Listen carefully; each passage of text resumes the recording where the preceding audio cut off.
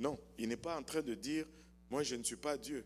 Et la vraie question est que pourquoi tu ne me reconnais pas pour qui je suis? Pourquoi tu m'appelles maître, tu m'appelles bon, alors que tu ne me reconnais pas pour qui je suis? Euh, c'est ça le sens de la réponse du Seigneur Jésus. Et il lui dit, tu connais les commandements, tu ne commettras point d'adultère, blablabla. Il dit, je les ai observés tous et entendu. Et, et, et, et tout cela, tu vas voir, si Jésus connaissait des choses qui étaient dans le cœur de cet homme. Et seul Dieu peut connaître les choses qui sont dans le cœur de quelqu'un. Et c'est, ça n'a rien à voir du fait que ce n'est pas ça qui va démontrer que Jésus n'est pas Dieu. Ce n'est vraiment pas pertinent. Mais moi, je vais vous en shooter une, parce que vous me dites que vous en avez pas. Donc, vous les connaissez toutes, vous avez tout compris. Hein? N'est-ce pas, non? N'est-ce pas?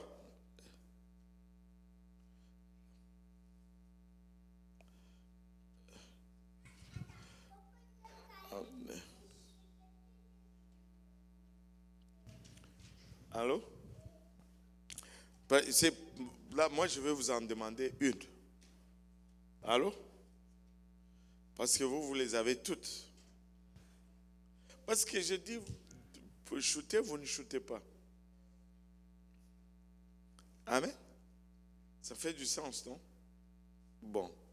Victoria a dit oui. Bon. Comment allez-vous m'expliquer 1 Jean 5, 7?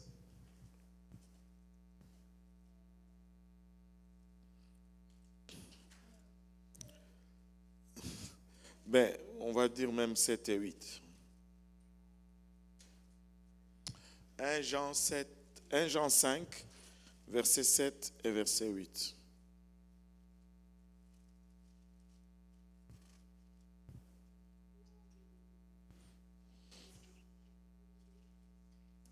Toi, tu as déjà l'explication? Mince, laisse les autres au moins lire. On voit que Gabriel n'est pas grippé aujourd'hui, là. Tu es grippé encore? Un peu. Là, parce que là, tu commences à reprendre ton énergie, là. Un genre, lis-le d'abord. Elle qui a le micro, là. Car il y en a trois qui rendent témoignage, l'esprit, l'eau et le sang, et les trois sont en accord. Là, il y en a trois, là. Hein, vous dites qu'il y en a seulement un. Votre Bible dit qu'il y en a trois. Hein? Comment ça te commence à changer de livre comme ça? Toi, tu prends des notes. Allez, shootez-moi, dites-moi.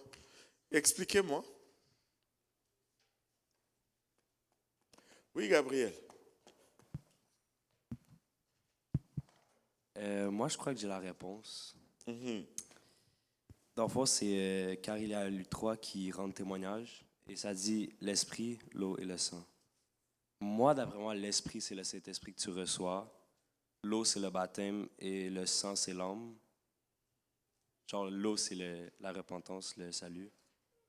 So, qu'est-ce que ça veut dire? C'est que pour pouvoir être en accord avec Dieu, il faut que tu aies les trois. Faut que ton âme, mettons, ait le Saint-Esprit et que tu aies la repentance et le salut. Parce qu'ils disent qu'il y en a trois qui rendent témoignage. L'esprit rend témoignage, l'eau rend témoignage et le sang rend témoignage. Ça, c'est la Trinité, là. Non.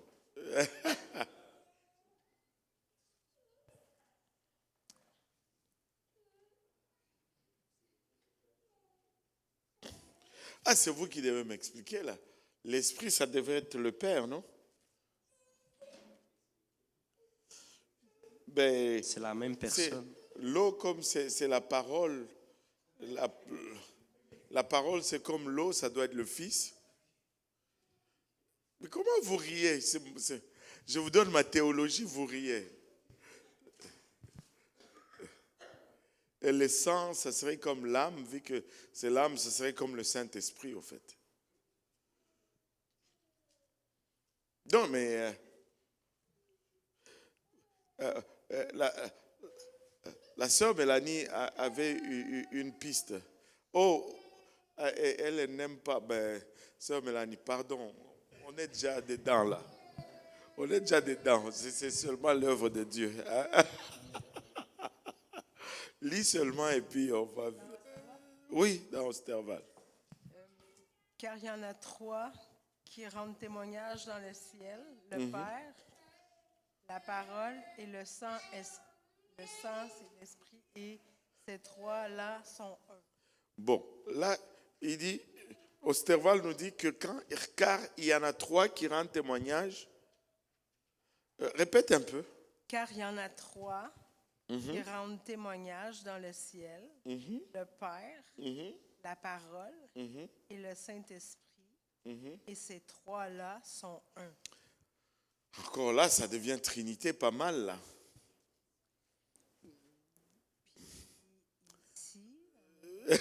Oui, ici dans tes notes.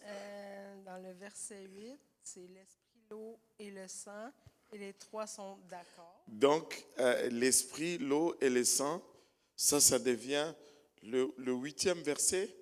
Oui. Ok. Puis j'ai fait une note comme quoi ça dit témoignage de toi qui prouve que tu es sauvé. Oh boy. Oui, frère Simplice.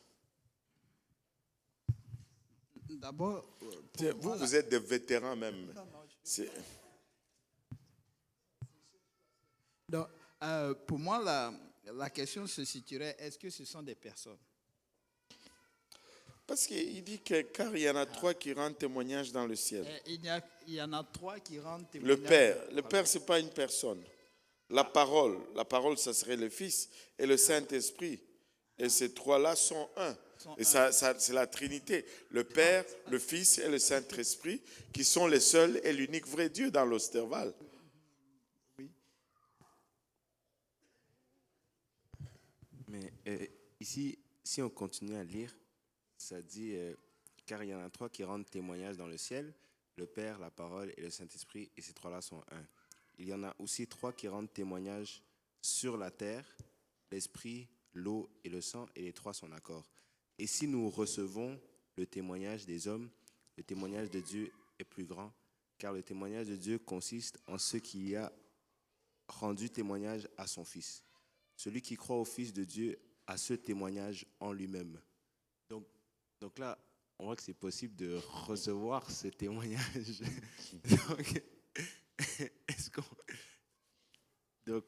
Donc là, je pense que ce témoignage est genre, on peut recevoir ce témoignage. C'est-à-dire, celui qui croit au Fils de Dieu a ce témoignage en lui-même.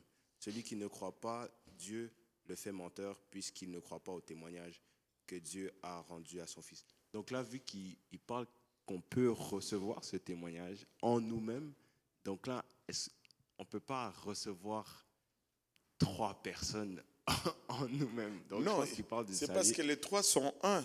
Là, ça dit un. Oui, parce que la parole de Dieu nous dit quoi dans Jean? Jean dit que la parole, au commencement était la parole, et la parole était avec qui? Était avec Dieu, et c'est Dieu lui-même. Amen. Mais celui qui a versé son sang, c'est qui? C'est Jésus-Christ. Donc tout revient à Jésus-Christ. Donc moi, je ne vois pas trois éléments distincts. Parce qu'il dit clairement ici le Père, la parole et le Saint-Esprit. Et ces trois-là sont un. Ça. Le Père, la parole, au commencement était la parole était avec Dieu. Et la parole s'est fait chair, c'est qui est le Fils. Et puis le Saint-Esprit, qui est le Saint-Esprit. Et il nous dit que ces trois-là sont un. Ça, c'est la Trinité. Clair, là. Hein? C'est. Mais, hein? Non, mais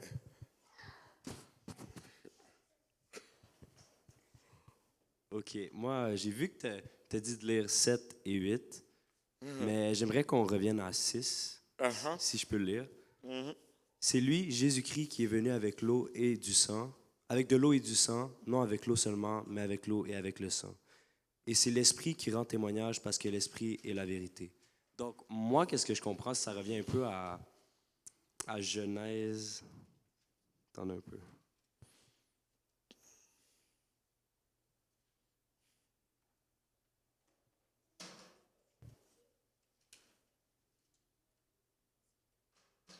Genèse 1, verset 2. La terre était informe et vide, et il y avait des ténèbres sur la surface de l'abîme, et l'Esprit de Dieu se mouvait au-dessus de l'eau. Donc, si l'Esprit rend témoignage, ça veut dire que comme Dieu était là, ben l'Esprit était là au commencement. Donc, je sais pas trop si ça avait du sens, qu'est-ce que je dis, mais je vais revenir. C'était quel verset encore? C'était chapitre 1 Jean 18? 5. Ah, 5, ok. Ouais, 1 Jean 5. Là, tu as ajouté même le verset 6. On peut tout prendre. Mais 1 là, Jean, verset 5. chapitre 5, chapitre verset 5. 6. Ok, c'est ça. Et comme. Bon, ça vient d'allumer pour la sœur Mélanie, là.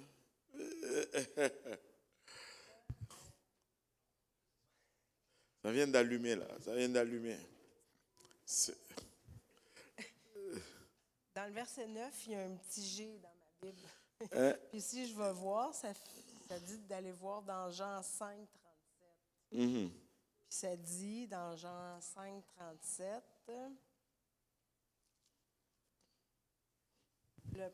et le Père qui m'a envoyé a rendu lui-même témoignage de moi. Oui, et c'est justement ce que j'ai dit, le Père qui a envoyé le Fils. Vous n'avez jamais entendu sa voix, vous n'avez point vu sa face. Oui. Et sa parole ne demeure point en vous parce que vous ne croyez pas celui qui a envoyé. Puis après ça dit, vous sondez les Écritures, que vous pensez avoir en elles la vie éternelle. Bon. Non, bah, c'est pas que c'est pas ça. C'est que vous devez me convaincre.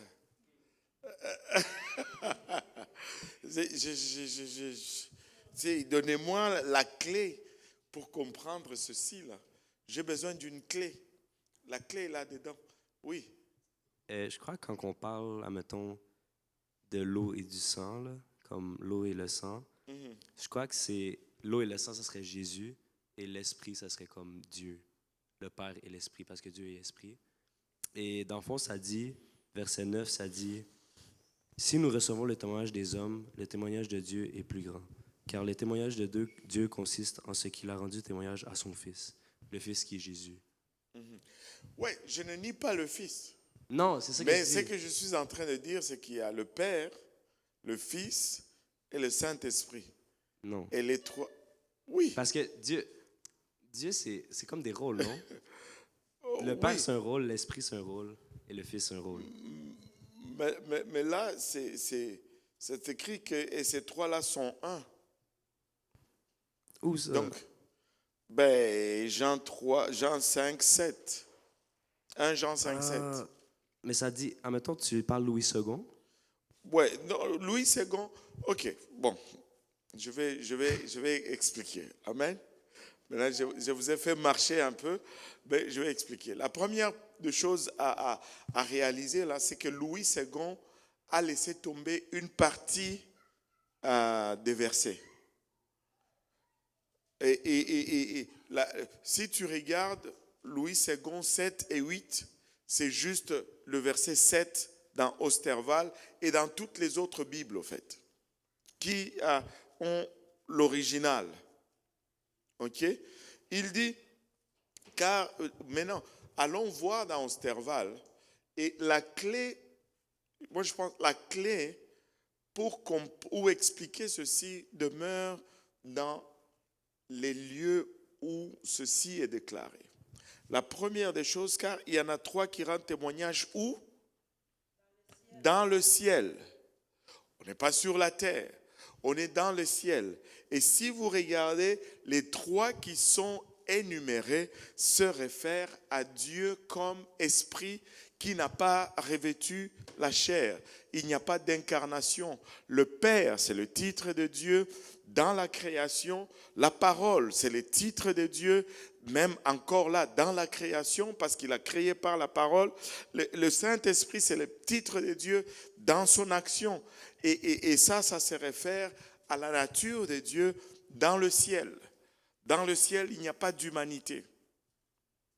Mais quand on arrive sur terre, et il y en a aussi trois qui rendent témoignage sur la terre, l'esprit, c'est la divinité, l'eau et le sang, c'est l'humanité. Parce que lorsqu'il est il est venu sur terre, il n'est pas venu seulement en esprit, mais il est venu revêtant la chair, l'eau et le sang et sa nature humaine.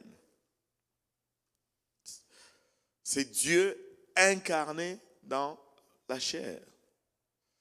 Oui. J'ai une question par rapport à ça. Oui. On va dire, je vais prendre ta place.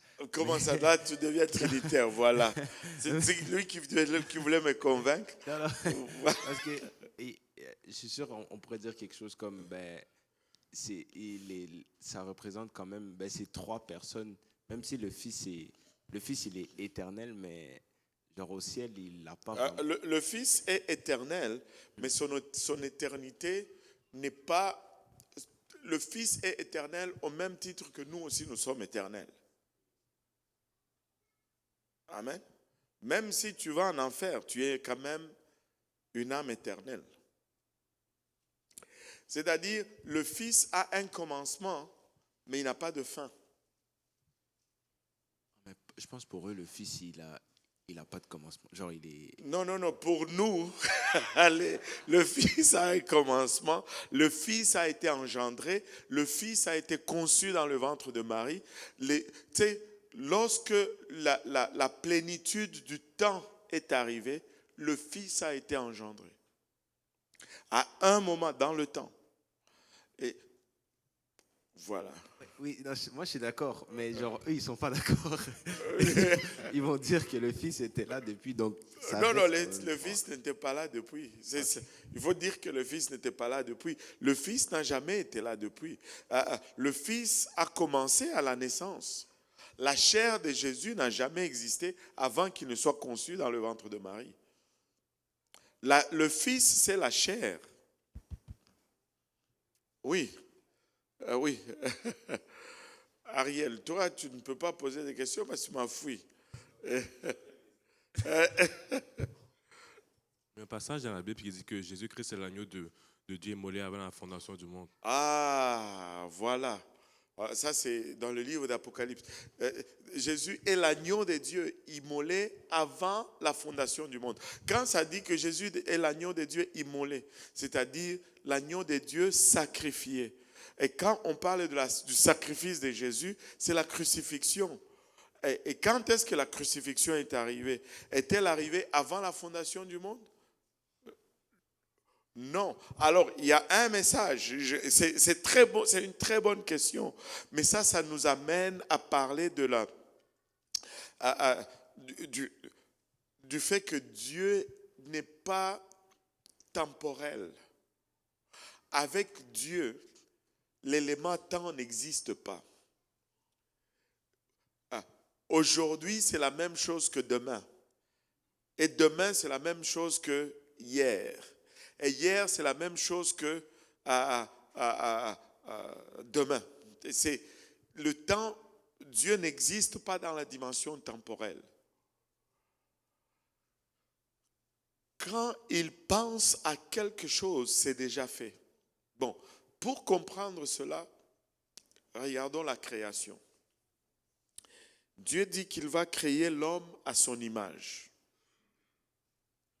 Qu'est-ce qui est à l'image de Dieu dans l'homme? Hein? Pardon? Oui, mais justement, c'est quoi l'image de Dieu en nous? C'est tout?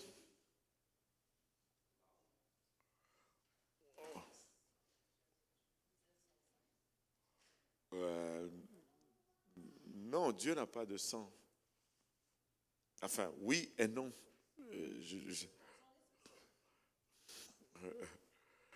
Bon, et il est dit de Jésus qu'il est le premier de toute la création. Or, Jésus est né à Bethléem. Comment est-ce que Jésus est le premier de toute la création? C'est tout simplement parce que... Ok, je vais vous expliquer. Juste suivez-moi. Ce n'est pas... C'est une espèce de gymnastique mentale. Ok?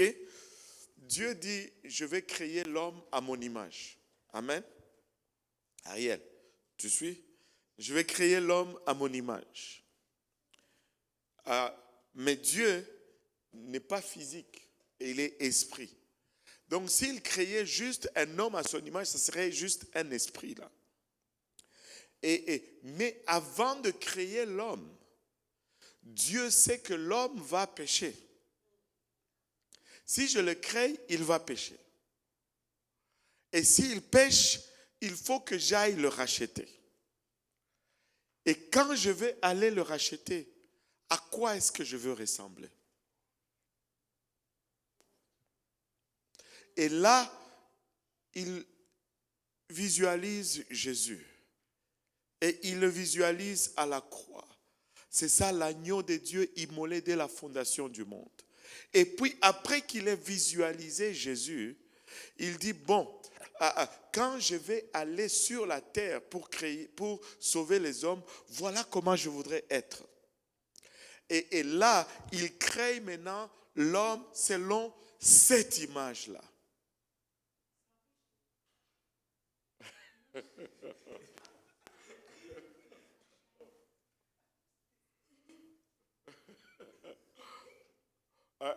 Est-ce que vous suivez?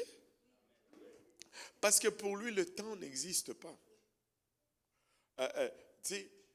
On ne peut pas dire Dieu est allé dans le futur. Il est déjà là. On ne peut pas dire Dieu est reculé dans le passé. Il est déjà là.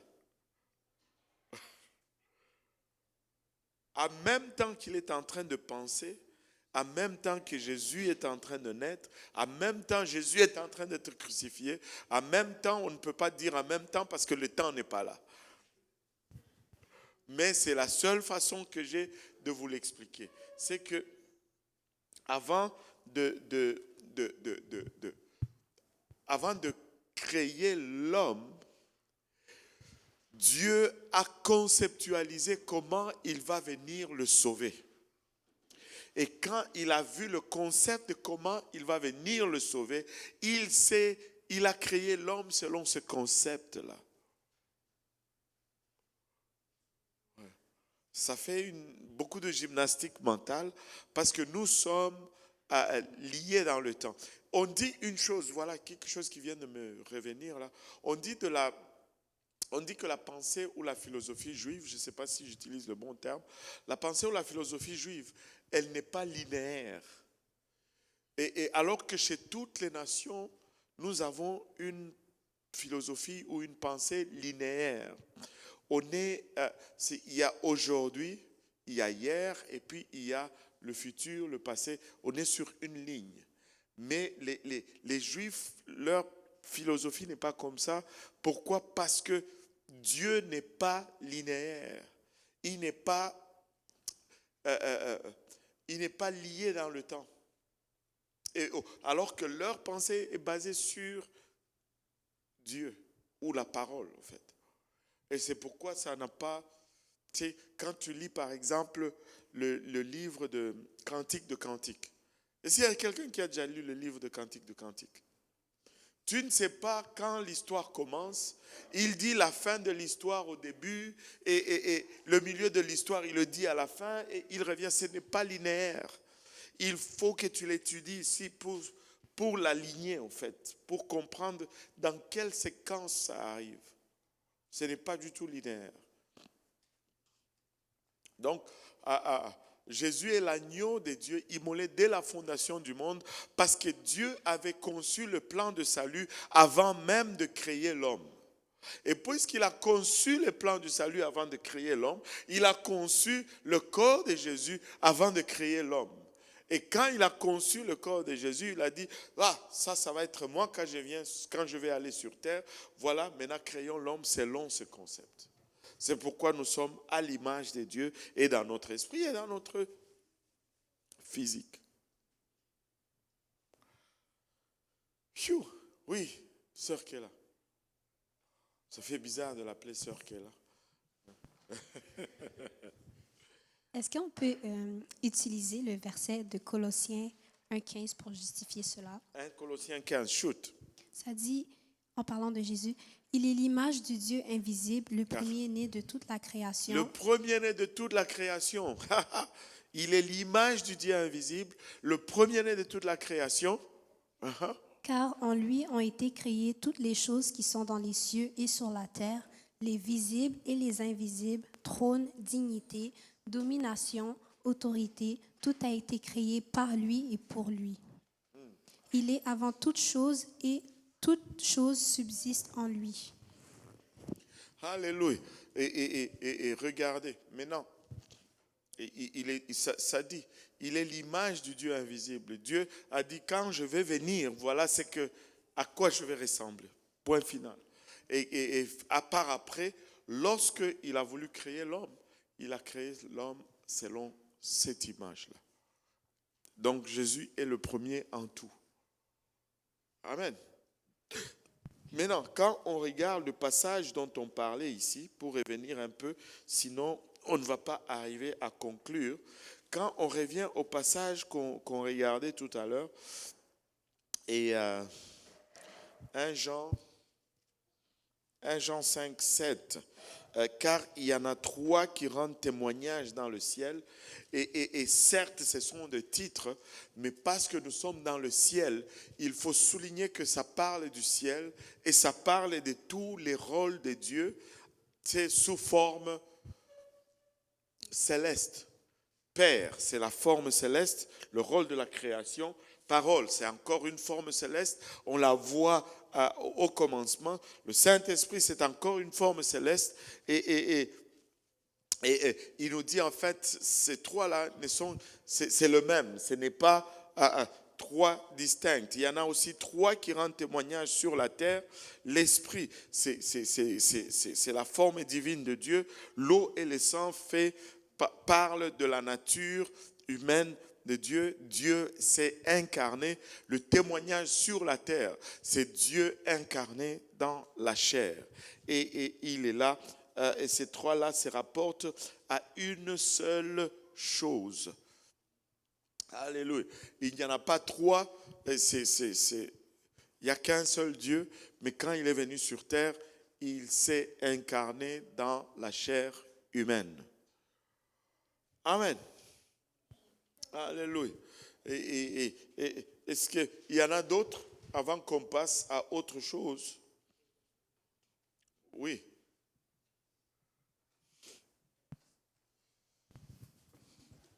Dans Proverbes chapitre 8, verset 21, il dit que, chapitre 8, verset 22, l'Éternel m'a créé la première de ses œuvres avant ses œuvres les plus anciennes.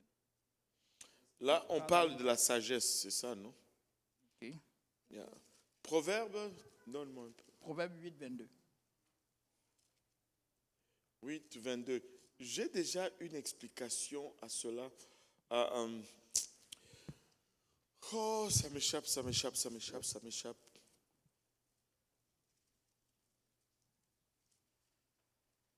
L'Éternel m'a possédé ou m'a créé. Dans Louis Ségon, dans Louis Ségon, ça dit m'a créé. créé, Dans oui. Osterval, ça me dit l'Éternel m'a possédé. Laissez-moi regarder un peu.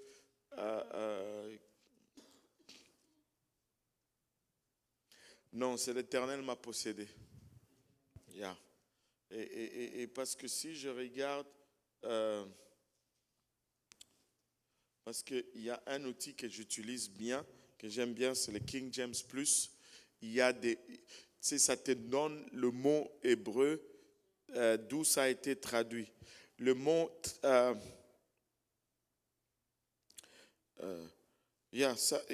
on peut le traduire aussi par créer. C'est le mot, c'est Canaan. That is to erect.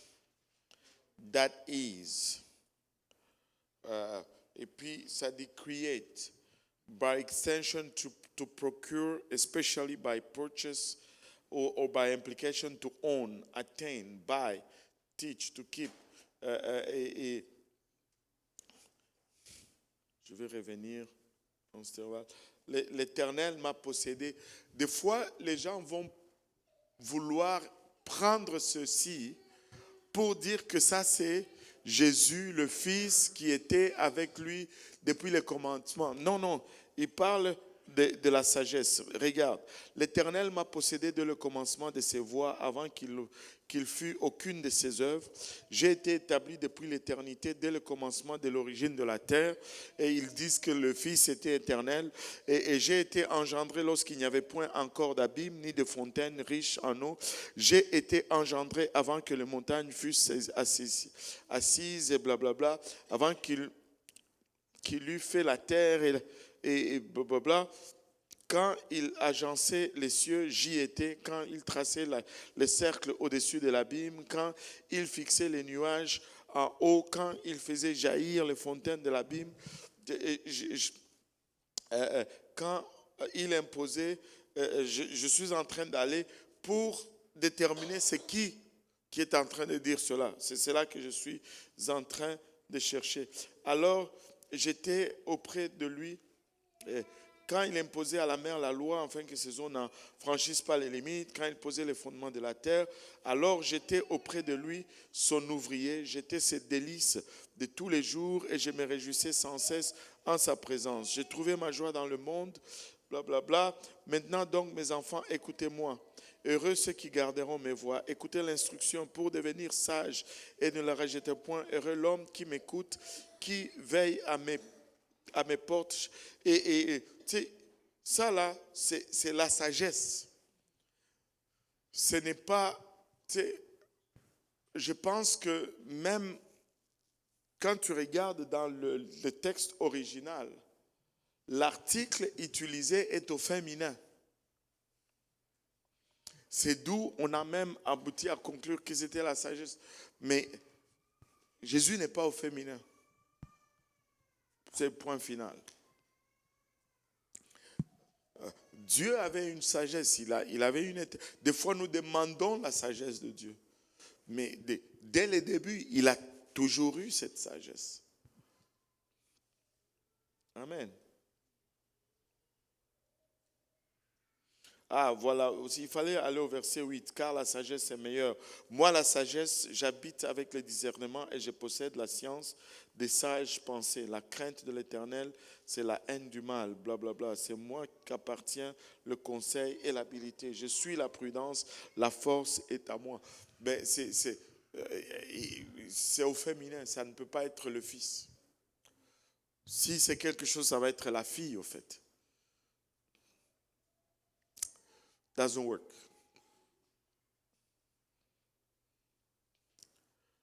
Une autre question?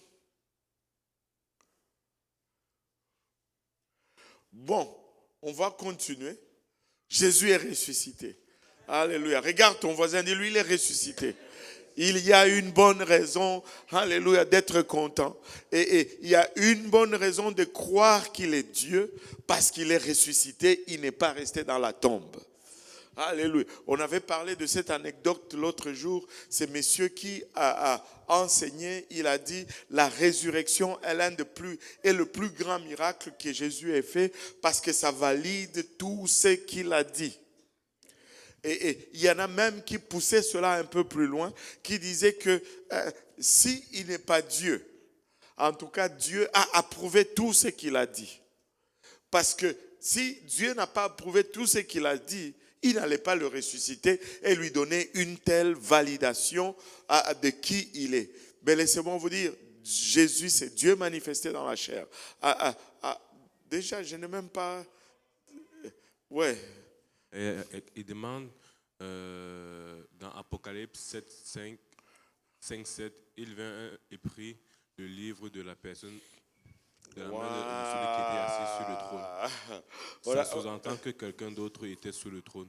Ouais, ça sous-entend que quelqu'un d'autre était sur le trône. Et heureusement, ça dit que ça sous-entend.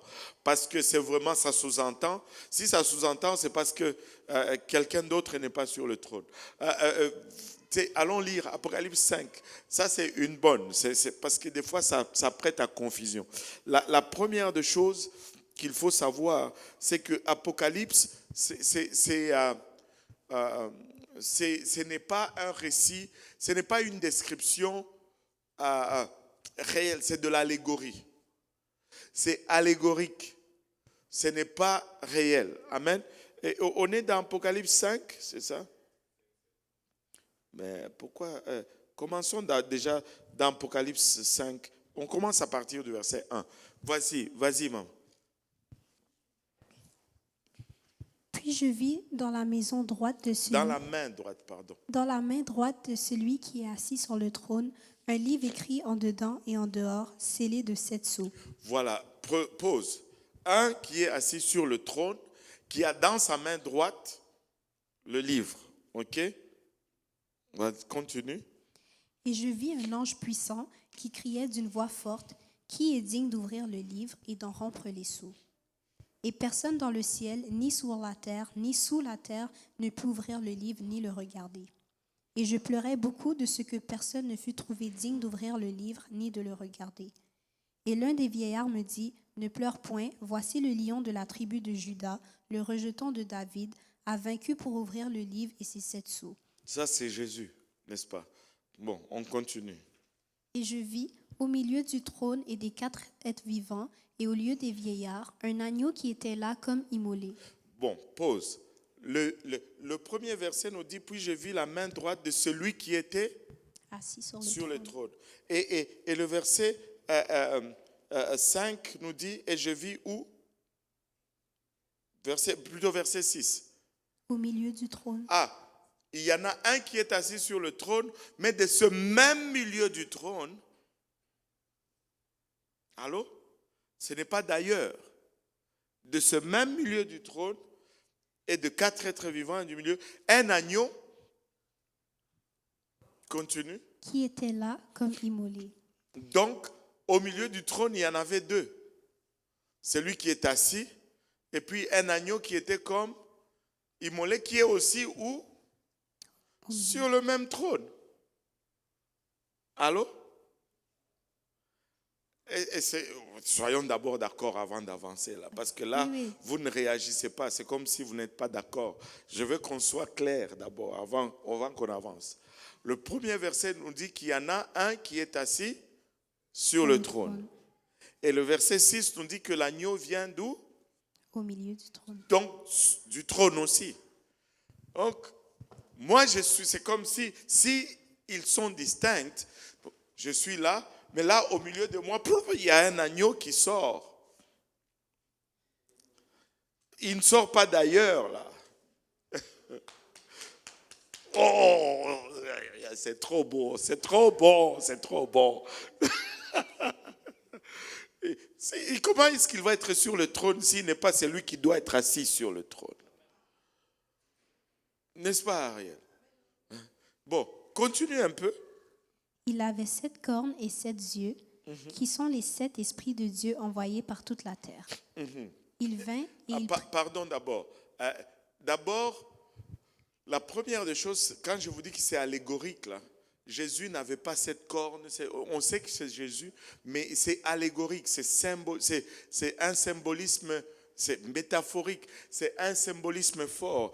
Il dit, et j'ai vu au milieu du trône un des 4 êtres vivants, et des 4 êtres vivants, blablabla, un agneau qui était là comme immolé.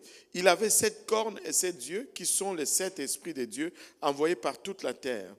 Il vint, cet agneau, il était au milieu du trône, mais il vient vers celui qui est assis au milieu du trône. Ça parle de Jésus qui est sorti du trône et qui est retourné sur le trône. Il est sorti du trône pour être l'agneau, être immolé et revenir s'asseoir sur son trône. Alléluia. Et voilà, continue. Il vint et il prit le livre de la main droite de celui qui était assis sur le trône. Quand il eut pris le livre, les 4 êtres vivants et les 24 vieillards se prosternèrent devant l'agneau, tenant chacun une harpe et des coupes d'or remplies de parfums, qui sont les prières des saints. Wow. Maintenant, quand les vieillards se prosternent devant l'agneau, l'agneau est où? Sur le trône. Il est revenu c'est lui qui est sur le trône. Mais s'il y en a un autre qui est sur le trône et l'agneau est là, alors il se prosterne. S'ils ne se prosternent pas vers le trône, ils sont en train, Dieu serait assis sur le trône, eux ils sont en train d'adorer un agneau ici à côté. Et à la présence de Dieu, on adore que Dieu là. Allô? Alléluia. Et voilà. Je ne sais pas si on doit aller plus loin là. C'est clair, non? Alléluia. Bon, voilà. C'est allégorique. Et on voit que le trône, il n'y a qu'un seul trône. Et celui qui est assis sur le trône est sur le trône. L'agneau sort du milieu du trône. L'agneau retourne sur le trône. L'agneau est assis sur le trône. Et l'agneau se fait adorer du trône. Donc celui qui est sur le trône éventuellement, c'est l'agneau. Alléluia.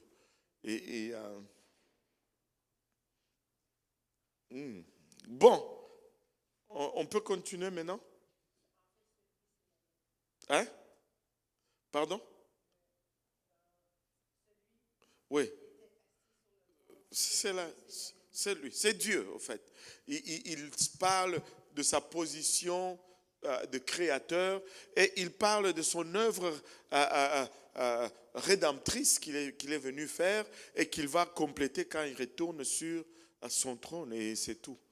Il n'y en a pas plus d'eux, parce que sinon il y aurait deux qui vont s'asseoir sur le même trône. Mais est-ce que c'est l'agneau? Parce que ça dit qu'il se prosterne devant l'agneau. Oui, c'est l'agneau. L'agneau, c'est Jésus.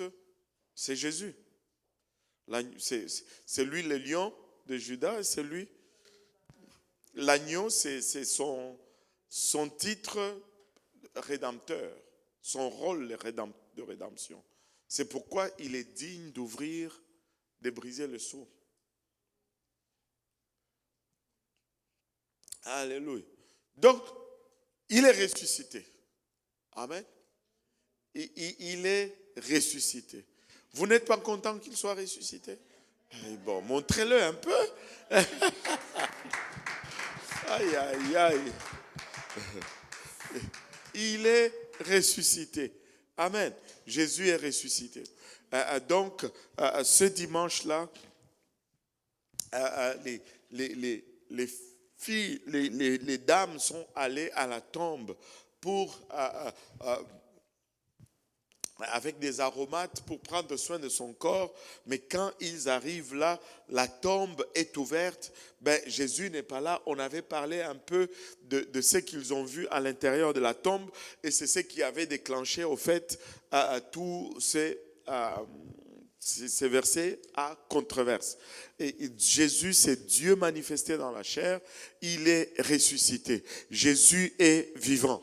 Il est vivant. Il est ressuscité. Alléluia.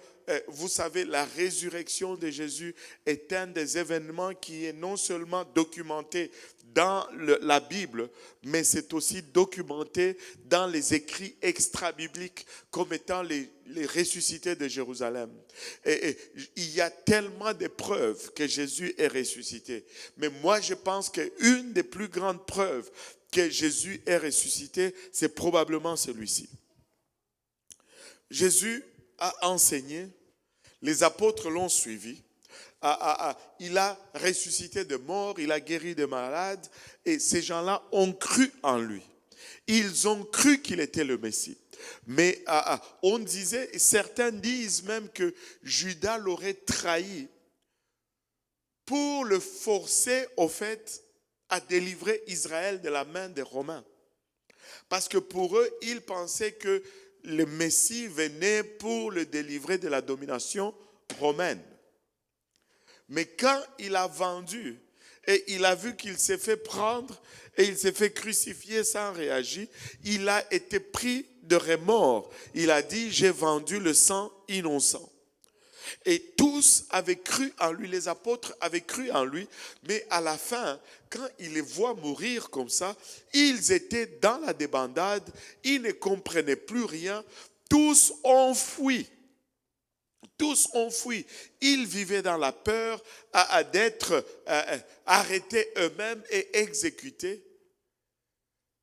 Mais qu'est-ce qui expliquerait que ces mêmes personnes qui avaient si peur, qui se sont évaporées dans la nature, Pierre en train de le renier 3 fois, c'est quand ils étaient quelque part, ils fermaient la porte. Il y a des détails comme ça, la Bible va nous donner. Ce n'est pas parce que c'est juste un détail, mais c'est pour nous donner un enseignement clair. Et vu que nous ne connaissons pas toujours le contexte de leur temps, nous passons à côté de l'information. Dans le livre de Jean, la Bible nous dit que Jésus est entré dans le lieu où étaient les apôtres alors que la porte était fermée. La porte était fermée. Pourquoi est-ce que la Bible insiste sur le fait, nous donne ces détails que la porte était fermée? Ce n'est pas pour nous dire que Jésus est entré. Non, non. C'est pour souligner également la peur de ces gens. Parce qu'à l'époque, là, on ne fermait pas les portes. Fermer une porte, ça n'avait pas de sens. Mais ils vivaient dans une telle peur qu'ils fermaient la porte quand ils se rassemblaient. Parce qu'ils ne voulaient pas que quelqu'un d'autre entre. C'est quand Pierre a été libéré de prison, il va à la réunion de prière, il frappe à la porte parce que la porte était fermée. Ils étaient dans la peur.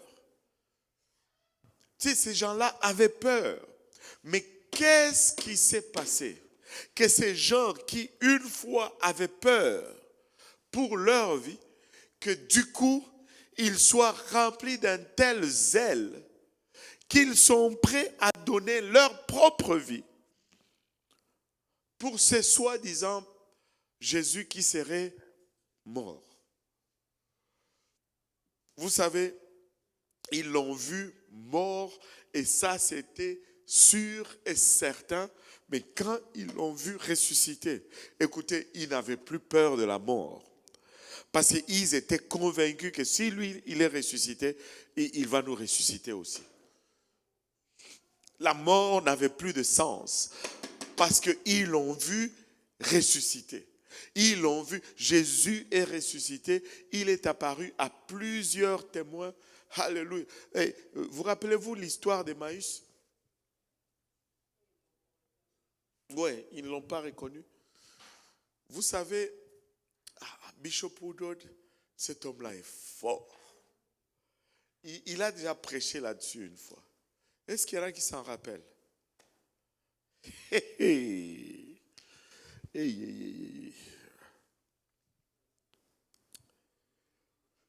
Vous savez, quand Jésus est mort, je n'ai pas préparé cela, j'aurais dû préparer. Peut-être que je ne devrais juste pas partager l'histoire et aller chercher toutes les références et revenir. Ou peut-être je vous dis c'est quoi l'histoire et puis je vous demande d'aller chercher les références et revenir.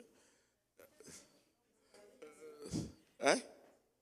C'est bien ça, comme ça vous allez travailler. Parce que toujours tout vous donner, c'est pas bon. Mais non, quand Jésus est mort, et l'histoire d'Emmaüs, là, je pense que, est-ce que quelqu'un peut la trouver? Attends un peu. Ah Seigneur. Et mon iPad qui est déjà à 2%. Aide-moi Jésus.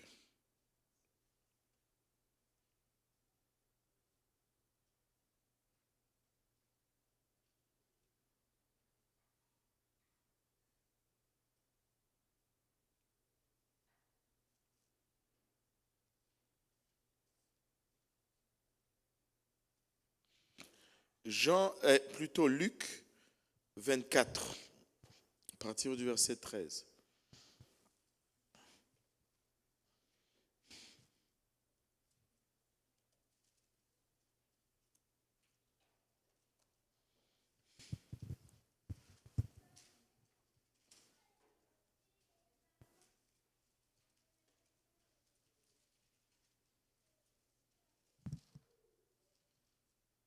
Luc 24, verset 13.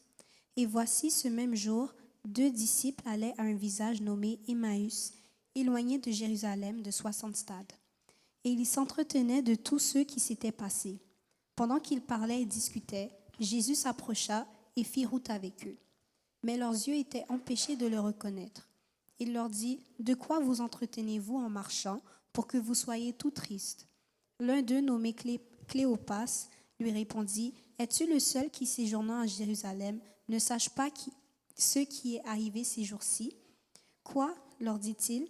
Et ils lui répondirent, « Ce qui est arrivé au sujet de Jésus de Nazareth, qui est un prophète puissant en œuvre et en parole devant Dieu et devant tout le peuple. Et comment les principaux sacrificateurs et nos magistrats l'ont livré pour le faire condamner à mort et l'ont crucifié. Nous espérions que ce serait lui qui nous délivrait d'Israël. Mais avec tout cela, voici le 3e jour que ces choses se sont passées. Il est vrai que quelques femmes d'entre nous ont fort étonnés, s'étant rendues de grand matin au sépulcre et n'ayant pas trouvé son corps, elles sont venues dire que des anges leur sont apparus et ont annoncé qu'il est vivant. Quelques-uns de ceux qui étaient avec nous sont allés au sépulcre et ils ont trouvé les choses comme les femmes l'avaient dit. Mais lui, ils ne l'ont point vu. Alors Jésus leur dit, « Ô hommes sans intelligence et dont le cœur est lent à croire tout ce qu'ont dit les prophètes, ne fallait-il pas que Christ souffrit ces choses et qu'il entrât dans sa gloire ?» Et commençant par Moïse et par tous les prophètes, il leur expliqua dans toutes les Écritures ce qui le concernait. Lorsqu'ils furent près du village où ils allaient, il parut vouloir aller plus loin. Mais ils le pressèrent en disant, « Reste avec nous, car le soir approche. Le jour est sur son déclin. » Et il entra pour rester avec eux.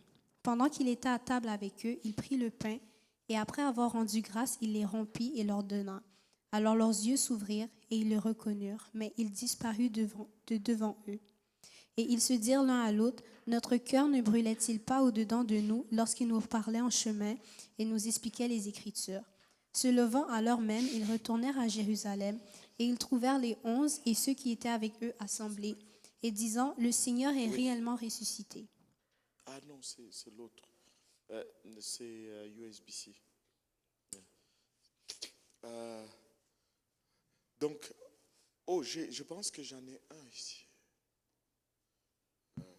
Anyway, regardez ceci. Les deux ici, là, ne sont pas juste n'importe qui. Ce que vous allez chercher, c'est qui étaient vraiment ces gens-là. On dit 2 disciples. Et probablement, non, c'est parce que si je vous dis ça, c'est comme si... Hein? Non. Le premier indice, c'est Cléopas. L'autre indice, c'est Emmaüs. Il faisait partir...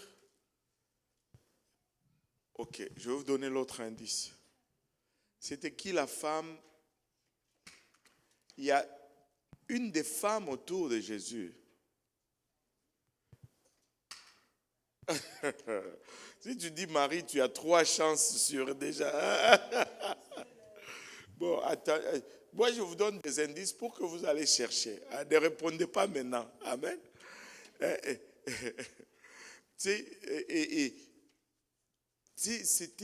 C'était des gens qui étaient proches du Seigneur. Là, on a dit qu'il est mort. On n'a pas d'extension. Hein. Ben, c'est pas grave. Pas grave. Et quand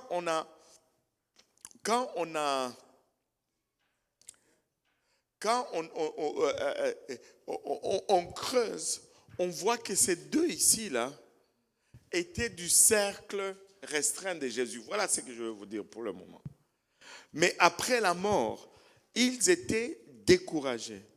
Ils sont en train de retourner dans leur village natal parce que l'histoire est finie. Leur espoir est mort. Celui en qui ils ont cru, ils pensaient que c'était le Messie, mais c'est fini. Et quand il leur apparaît en cours de route, même là, ils sont tellement pris dans leur chagrin ou dans leur déception qu'ils ne réalisent même pas. Mais arrivé à la maison, il bénit le pain et ainsi de suite. Mais lorsqu'il réalise qui il était, poup, il a fait sa mission, il disparaît. Leur réaction change.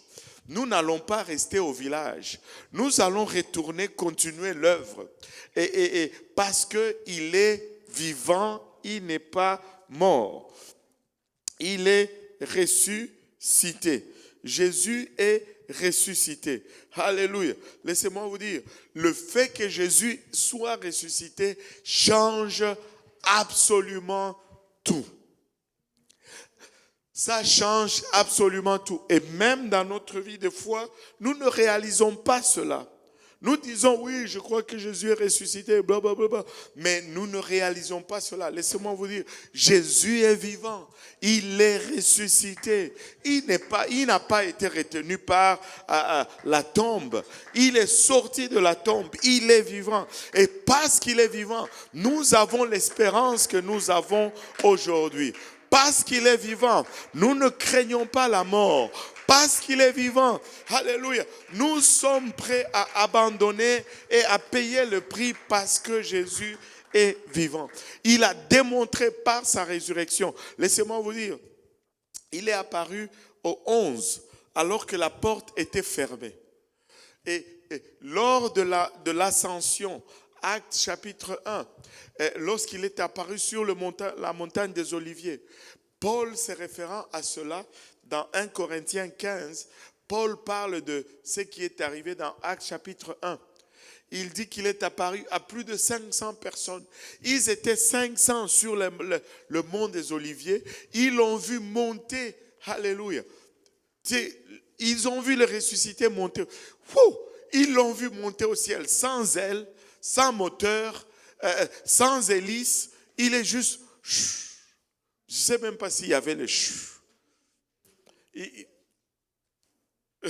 parce que si j'ai fait le c'est comme s'il y avait un moteur là. Il est juste monté là. Ils étaient là et ils l'ont vu monter au ciel. Et il est disparu dans les nuées. 500 personnes. Et vous savez, certains vont même oser dire que les disciples étaient tellement dans les émotions qu'ils hallucinaient. Que c'était une hallucination. Laissez-moi vous dire, avec tout le respect que j'ai pour les sciences, un peu, une telle chose n'existe pas. Une hallucination de masse, ça n'existe pas. Même si on vous fait tous fumer le même chanvre ici dans cette salle, vous n'allez pas halluciner de la même façon.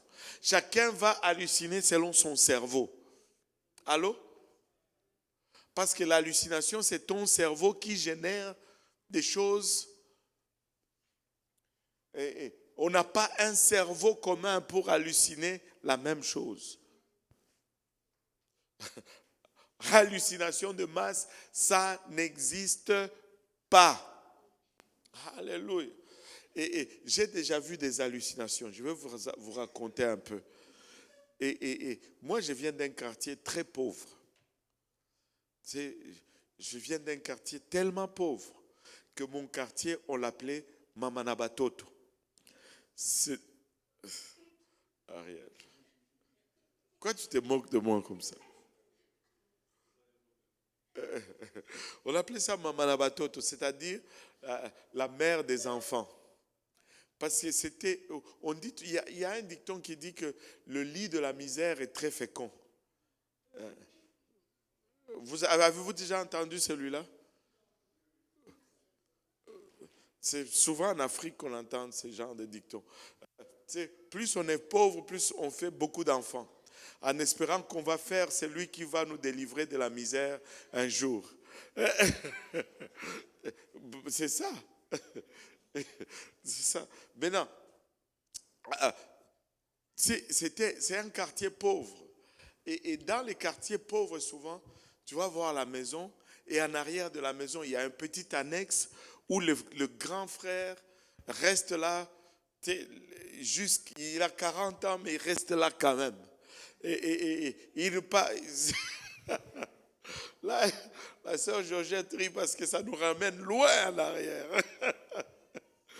Et tu vois, les vieux du quartier, ils ont toujours des petites chambres comme ça en arrière de chez eux. Et là, il y en avait un qui fumait du chanvre. Et des fois, il hallucinait parce qu'il fumait ces choses. Et un jour, on est en train de jouer au soccer ou au foot. On voit il est 14 heures. Le soleil tapant. En Afrique, là. Mais il sort de là, de la petite chambre, là, de l'annexe. Il sort de là les yeux rouges. Parce qu'il a fumé. Il a tellement fumé qu'il s'est endormi. Mais le chanvre, je ne sais pas qu'est-ce que ça a fait comme effet. Il voyait que c'était la nuit à cause du chanvre. Là, il sort.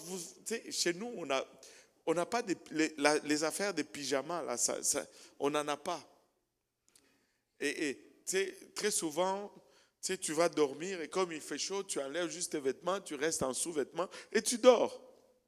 Et si tu dois sortir au milieu de la nuit, tu ne t'habilles pas, tu prends seulement le drap, tu te couvres et tu vas aux toilettes. Mais tu vois le type qui sort à 14 heures, couvert avec son drap, avec la lampe pétrole là, allumée. Et il va aux toilettes. Il ne faut pas fumer le chanvre, je vous dis. Il va aux toilettes, il fait ses besoins, et puis il rentre avec sa lampe à pétrole là. Il rentre dans la maison, il était sa lampe, il continue de dormir.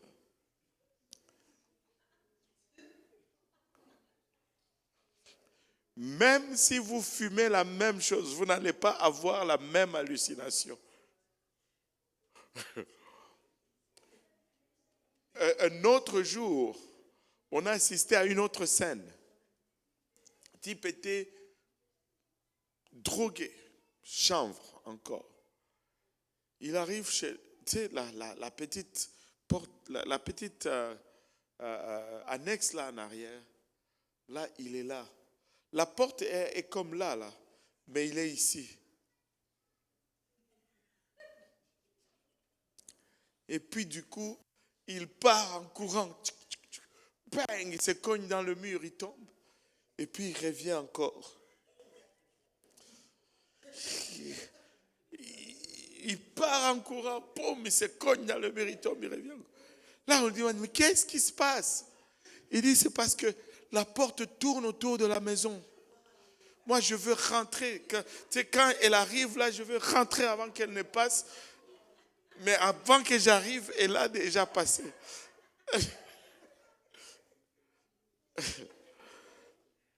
Il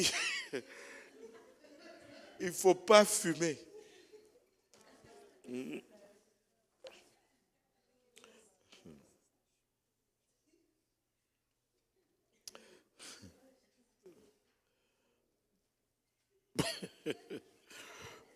Même si vous fumez la même chose, vous n'allez pas halluciner la même chose. Parce que l'hallucination est le produit de ton cerveau. Amen. Et donc, Jésus ressuscité qui monte au ciel, ce n'est pas une hallucination de masse. C'est réellement c'est quelqu'un, c'est Jésus qui ressuscite et qui monte au ciel. Et je veux juste enlever ça.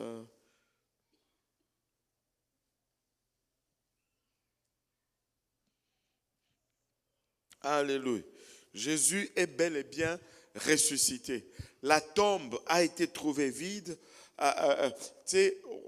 On n'a pas retrouvé son corps, mais ça, ce n'est pas juste assez.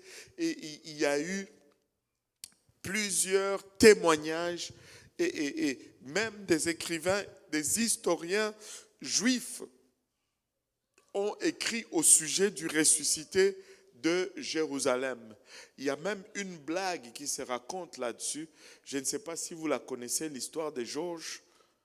Georges, c'était un Américain qui était bien nanti, qui va à Jérusalem pour visiter la terre promise avec toute sa famille. Mais là, il était tellement bien nanti et il prend dans le voyage sa belle-mère avec lui. En passant, il faut venir visiter Jérusalem. Hein. Il faut venir en Israël. Moi et la sœur Mélanie, nous allons en Israël. Je ne sais pas pour vous, on a encore le temps là. On a encore le temps. On a encore le temps. Alléluia. Là, Georges va visiter en Israël et il visite. Après quelques jours de visite, là, sa belle-mère a un petit problème. Elle tombe malade et puis on essaye tous les soins, mais elle meurt sur place. Et là, ils étaient un peu mal pris. Ils vont à l'ambassade américaine pour de l'aide. Et là, ils trouvent un consul qui leur donne des conseils. Il dit, pour rapatrier le corps, ça va vous coûter à peu près entre 15 et 25 000 $. Mais ce n'est pas la première fois que cela arrive. Certaines personnes vont opter pour juste enterrer leur mort ici parce que ça coûte moins cher. Autour de 5 000 $, vous pouvez enterrer votre belle-mère ici même à Jérusalem. Et là, Georges fait une pause pendant quelques secondes. Il dit non, on va opter pour le rapatriement. Et là, le consul le regarde avec beaucoup d'admiration, lui dit waouh, vous aviez beaucoup d'amour pour votre belle-mère. Il dit non, ce n'est pas ça.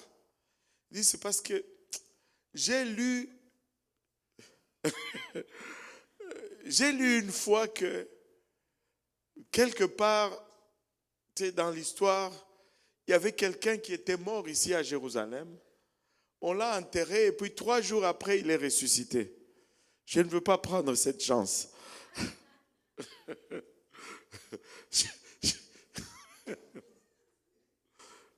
Je ne veux pas prendre cette chance. Et Jésus est ressuscité. Je vous dis, il est ressuscité. Pas parce qu'il était enterré à Jérusalem, mais parce qu'il est Dieu manifesté dans la chair. Et le lien de la mort ne peut rien, alléluia, sur lui. Matthieu 28, 16 à 20. Matthieu 28, 16 à 20. On va le lire.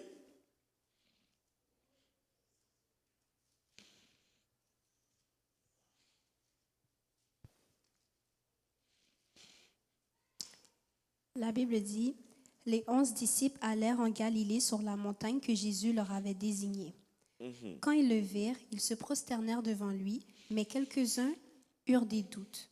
Jésus, s'étant approché, leur parla ainsi. « Tout pouvoir m'a été donné dans le ciel et sur la terre. Allez, faites de toutes les nations des disciples, les baptisant au nom du Père, du Fils et du Saint-Esprit, et enseignez-leur à observer tout ce que je vous ai prescrit. Et voici, je suis avec vous tous les jours jusqu'à la fin du monde. » Waouh! Et ils ont vu les ressuscités. Ils étaient à 11 et Jésus les a parlé. Et même ceux qui avaient des doutes ont commencé à croire.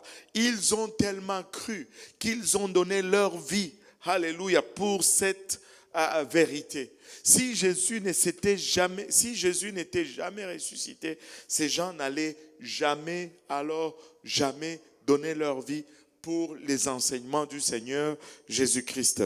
Ils ont été transformés. Il est ressuscité. Il a été vu de plusieurs. Regardez 1 Corinthiens 15. 1 Corinthiens 15, à partir du verset 4 jusqu'au verset 7. Ça, c'est Paul qui est en train de de commémorer ce qui s'était passé. La Bible dit qu'il a été enseveli et qu'il est ressuscité le 3e jour, selon les Écritures. Oh oui. Et qu'il est apparu à Céphas, puis aux 12. Puis aux 12. Ensuite, il est apparu à plus de 500 frères à la fois. Plus de 500 frères à la fois, en même temps. Oh, alléluia.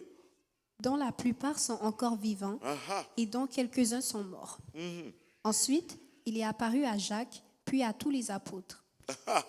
Après eux tous, il m'est aussi apparu à moi comme à l'avorton, car je suis le moindre des apôtres. Je ne suis pas digne d'être appelé apôtre, parce que j'ai persécuté l'Église de Dieu. Par la grâce de Dieu, je suis ce que je suis, et sa grâce envers moi n'a pas été vaine. Loin de là, j'ai travaillé plus que tous, non pas moi toutefois, mais la grâce de Dieu qui est avec moi. Ainsi donc, que ce soit moi, que ce soit eux, voilà ce que nous prêchons, et c'est ce que vous avez cru. Waouh! Waouh, waouh, waouh!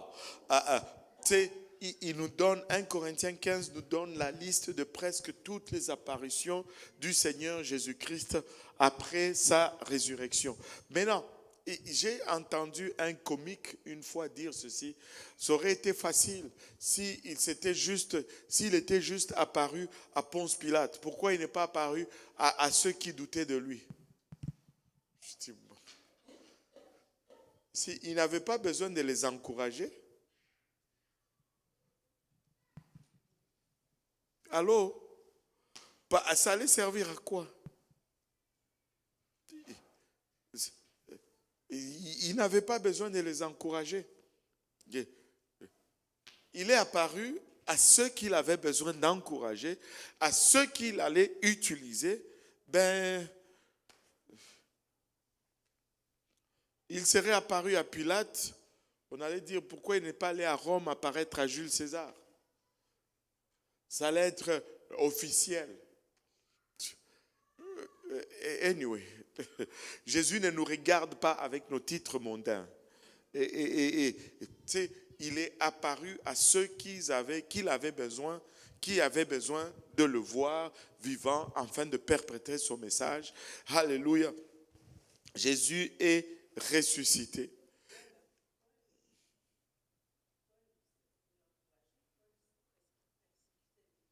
Oui, c'était pour le convaincre. Mais Paul persécutait l'Église. Pourquoi? Parce qu'il croyait tellement dans la parole qu'il pensait que l'Église est hérétique. Mais Pilate, il avait cette divinité. Paul croyait qu'il était en train de servir Dieu en faisant cela. Mais Pilate n'a jamais cherché à servir Dieu. C'est comme un peu quelqu'un qui disait, quand je vais le voir, je vais le croire. Tu ne le verras jamais parce que pour le voir, il faut que tu crois.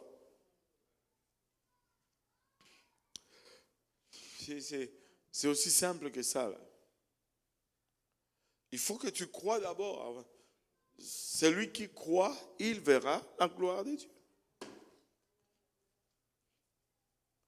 Alléluia. Les lois naturelles, souvent, c'est un peu contraire aux lois. Les lois spirituelles vont être des fois contraires aux lois naturelles. Dans les lois naturelles, on marque d'abord un but et puis là, on se réjouit. Mais avec Dieu, il faut se réjouir pour que le but soit marqué. Il fallait qu'il crie d'abord avant que les murs ne tombent à Jéricho. Et si tu ne le crois pas, tu ne vas pas le voir. Alléluia.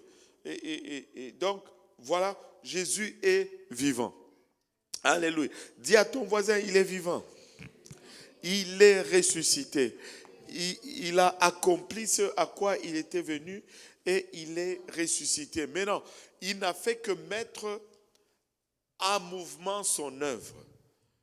Jésus a mis les choses en marche, mais il a commissionné les 12 pour finalement commencer à travailler. Et d'où, dans le milieu de l'Église, on va parler de la grande commission. La grande commission, on va la retrouver dans presque tous les évangiles, mais la grande commission va contenir 6 éléments, si on peut le dire. Si nous sommes ici sur terre, c'est parce que nous avons une mission. Et notre mission est grande. Sinon, on serait déjà parti. Jésus nous a laissé la commission ou la grande commission. On la retrouve dans Matthieu 28, on l'avait déjà lu. Regardons Marc 16, 15 à 18. Marc 16, versets 15 à 18. La Bible dit, puis il leur dit, allez par tout le monde et prêchez la bonne nouvelle à toute la création. Celui qui croira et qui sera baptisé sera sauvé, mais celui qui ne croira pas sera condamné. Voici les miracles qui accompagneront ceux qui auront cru. En mon nom, ils chasseront les démons, ils parleront de nouvelles langues, ils saisiront des serpents, s'ils boivent quelque breuvage mortel, il ne leur fera point de mal. Ils imposeront les mains aux malades et les malades seront guéris. Le Seigneur, après leur avoir parlé, fut enlevé au ciel et il s'assit à la droite de Dieu. Et ils s'en allèrent prêcher partout. Le Seigneur travaillait avec eux et confirmait la parole par les miracles qui l'accompagnaient. Voilà. Luc 24, 45 à 49.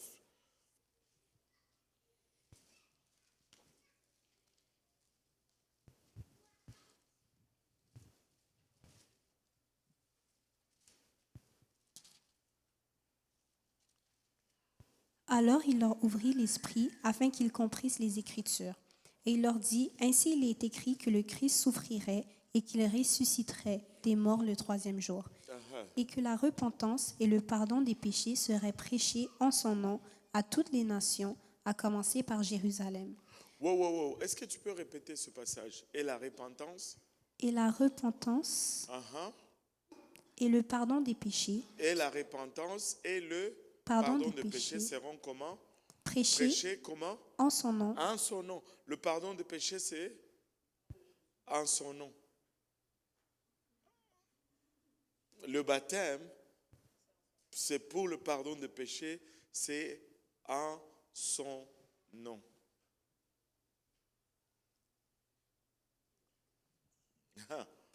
Continue. Vous êtes témoins de ces choses. Et voici, j'enverrai sur vous ce que mon Père a promis, mais vous restez dans la ville jusqu'à ce que vous soyez revêtus de la puissance d'en haut. Wow. Ok. Acte 1, versets 4 à 8. Acte 1, 4 à 8. Comme il se trouvait avec eux, il leur recommanda de ne pas s'éloigner de Jérusalem, mais d'attendre ce que le Père avait promis, ce que je vous ai annoncé, leur dit-il. Car Jean a baptisé d'eau, mais vous, dans peu de jours, vous serez baptisés du Saint-Esprit. Alors les apôtres réunis lui demandèrent, « Seigneur, est-ce en ce temps que tu rétabliras le royaume d'Israël ?» Il leur répondit, « Ce n'est pas à vous de connaître les temps ou les moments que le Père a fixés de sa propre autorité. Mais vous recevrez une puissance, le Saint-Esprit survenant sur vous, et vous serez mes témoins à Jérusalem, dans toute la Judée, dans la Samarie et jusqu'aux extrémités de la terre. » Après avoir dit cela, il fut élevé pendant qu'ils le regardaient, et une nuée le déroba à leurs yeux. C'est bon? Voilà. Donc, différentes portions des Écritures. Je n'ai pas fait lire Matthieu parce qu'on l'avait lu au début. Différentes portions des Écritures qui nous donnent la grande commission, ou c'est qu'est-ce que nous sommes restés faire ici sur terre. Jésus aurait pu partir avec les apôtres, mais il les a laissés parce qu'ils avaient une mission à accomplir. Et toutefois, il a promis qu'il va toujours être avec eux. Et le jour de la Pentecôte, il est redescendu et il a toujours été avec son Église. Et aujourd'hui, il est dans son Église. Et moi, je suis très content d'être dans une Église où Jésus peut venir et habiter au milieu de nous. Lorsqu'on reçoit le Saint-Esprit, c'est Christ en nous, l'espérance de la gloire.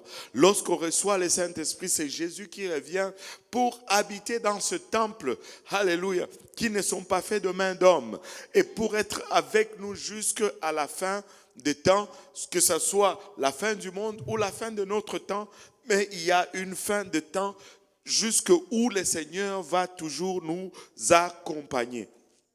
Alléluia. Et maintenant, regardons les éléments de la Grande Commission. Le premier élément de la Grande Commission, c'est d'abord la croyance. Nous devons croire. Et ça commence par là.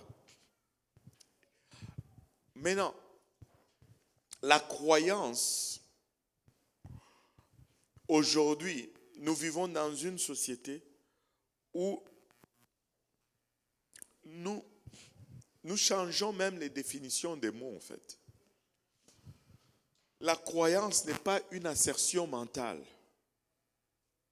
La croyance va toujours déterminer ce que tu fais.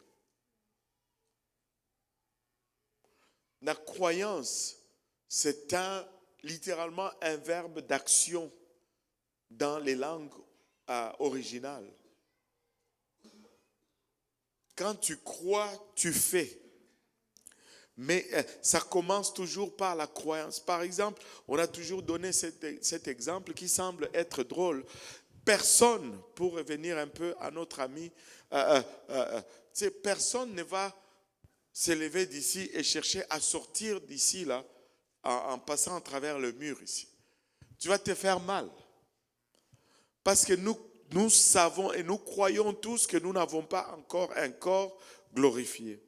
Nous allons tous chercher les portes et nous allons passer par ces ouvertures-là. Amen. Mais si tu crois que tu as un corps glorifié, tu vas essayer de passer par là. Allô? Par le mur ici. Et tu sais, pasteur l'a toujours fait de la meilleure façon. Au feu!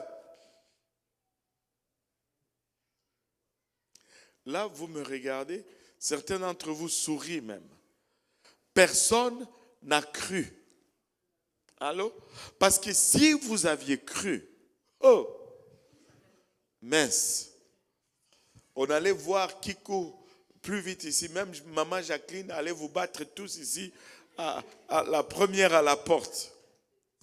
Vous pensiez que...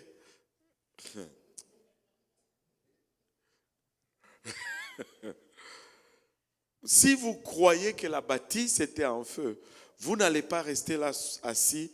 Votre croyance allait vous pousser à faire quelque chose. Mais comment est-ce que c'est seulement quand on arrive à la Bible que la croyance devient juste une assertion mentale? La croyance n'est pas une assertion mentale.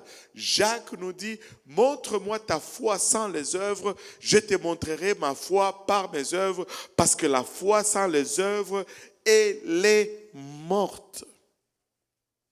Elle est morte. La vraie foi nous pousse à l'obéissance. La vraie foi nous pousse à l'obéissance. Et l'obéissance produit le salut. Et tu sais, aujourd'hui on dit, j'ai cru, donc je suis sauvé. Tu as cru, tu n'as rien fait. Tu continues à boire ton alcool et à courir à gauche, à droite. Non, tu n'as pas cru. Si tu avais cru, là, tu allais courir à l'église et te faire baptiser au nom de Jésus. Parce qu'il dit, c'est lui qui croira et qui se fait baptiser sera sauvé. Celui qui ne croira pas sera condamné. Celui qui ne croit pas, il ne se fait pas baptiser. Maintenant, comment est-ce qu'on va faire la différence entre ceux qui croient et ceux qui ne croient pas? Celui qui croit, il ne se fait pas baptiser. Celui qui ne croit pas, il ne se fait pas baptiser. On saura qui est quoi. Allô? Parce que je crois, alléluia, je vais, alléluia, aller me changer, revêtir de cette robe, alléluia, et me faire ensevelir dans le nom de Jésus-Christ pour le pardon de mes péchés, parce que je crois. Parce que je crois. Alléluia. La croyance va toujours produire une action.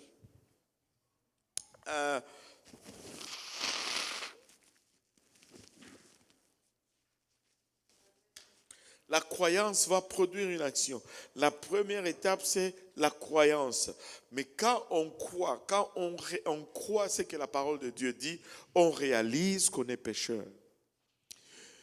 Moi, je suis sûr que vous tous ici, là, nous tous ici, là, nous pouvons regarder en arrière. Il y a des moments où on nous a invités à l'église, on est venu parce que c'était cool. Mais il y a un moment particulier auquel nous pouvons regarder, où nous avons réalisé, wow, je suis pécheur, où nous nous sommes repentis. Et c'est là que vraiment notre vie a commencé à changer. Avant, on venait. On est venu peut-être. Mais ça prend la réponse. Quand on croit, on va se repentir. Quand, tu sais, quelqu'un qui conduit, et on l'arrête sur la route, on lui dit, hey, ne continue pas sur cette route. Le pont est détruit. S'il croit, qu'est-ce qu'il va faire? Il va faire un demi-tour. Vous savez, c'est quoi la repentance? C'est un U-turn. La repentance vient du mot grec métanon et qui veut dire littéralement un virage à 180 degrés. Quand tu crois, tu fais un demi-tour. Alléluia. Quand on te dit le pont est brisé là, tu vas faire un demi-tour. Et tu sais, le deuxième élément de la grande commission, c'est la repentance. Tu ne peux pas faire partir de la grande commission si tu n'as pas cru. Tu ne peux pas faire partir de la grande commission si tu ne t'es pas repenti. Et le troisième élément, c'est le baptême d'eau. Allez, faites de toutes les nations mes disciples, les baptisant, alléluia, au nom singulier du Père, du Fils et du Saint-Esprit, qui est le nom de Jésus, parce que c'est l'Esprit, l'eau et le sang, alléluia, qui sont descendus pour payer les prix de notre rédemption. Nous devons être baptisés au nom de Jésus-Christ pour le pardon de nos péchés. Lors de notre baptême, alléluia, nous avons l'eau, mais ça prend le nom pour que le sang soit aussi activé et que nous puissions recevoir notre pardon de péché.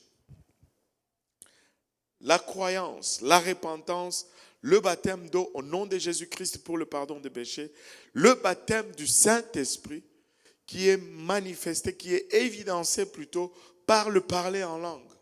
Ce n'est pas parce que j'ai tremblé que j'ai reçu le Saint-Esprit. Ce n'est pas parce que je suis tombé que j'ai reçu le Saint-Esprit. Aujourd'hui, on était dans une conversation. Il y a un de nos pasteurs, il dit à chaque fois qu'il priait pour cette dame, elle tombait toujours. À chaque fois qu'il priait pour cette dame, elle tombait toujours. Et ça commençait à l'agacer. Il dit, mais c'est quoi ça? Il dit, aujourd'hui, on va venir à l'hôtel, personne ne va se mettre en arrière des personnes. Tout le monde en ligne, droite comme ça. Il a prié pour elle ce jour-là, elle n'est pas tombée. Parce qu'il n'y avait personne derrière elle pour la rattraper.